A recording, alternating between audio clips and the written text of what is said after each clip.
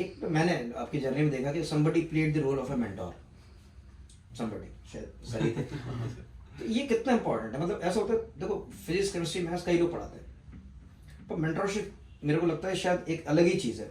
उसको आप मतलब एक टारगेट बनाते हो, धीरे धीरे उसको चेज करते रहते हो, रोज उससे बात करते हो, या किसी तरह से कई लोगों को मेंटरशिप करते हो। उस रोल का क्या फायदा होता है इन फाइनली गेटिंग अ रैंक? मतलब मैं सर ये मेरा एक नॉर्मल क्वेश्चन है, मुझे याद आ रहा है। बिल्कुल सही बात है। You need someone to who is specialized in this field, talk to about it.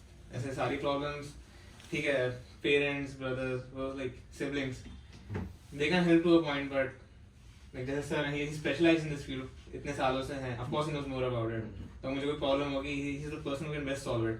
Okay, Yeah, तो मतलब अगर कोई एकेडमिक प्रॉब्लम आ रही है and again he has seen thousands of students like me. Correct. तो मतलब obviously he can explain that, solve that better for me than anyone else.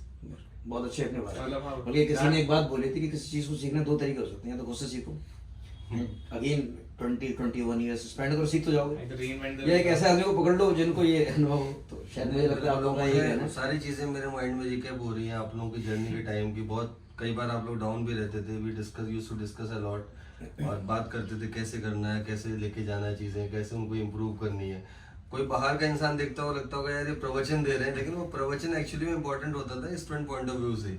तो वो चीजें चलती रहती हैं, it's on going process. Mentoring also helps because आज के सिनेरियो में बहुत सारी चीजें हैं, टीचिंग और एकेडमिक्स अपने आप में सफिशिएंट नहीं होता, कि इमोशनल एंगल भी होना चाहिए। तो सर ने ये सेड वेल सेड।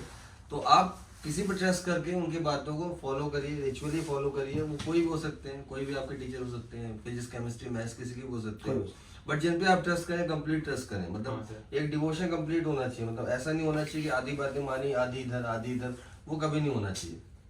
तो आई थिंक मोस्ट प्रोबेबली मैं सही कह रहा हूँ, कहीं कुछ ये सम्ड अप वेरी वेल।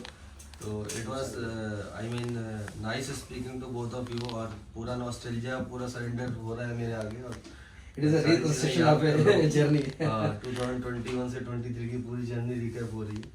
तो वेरी वेल सेड।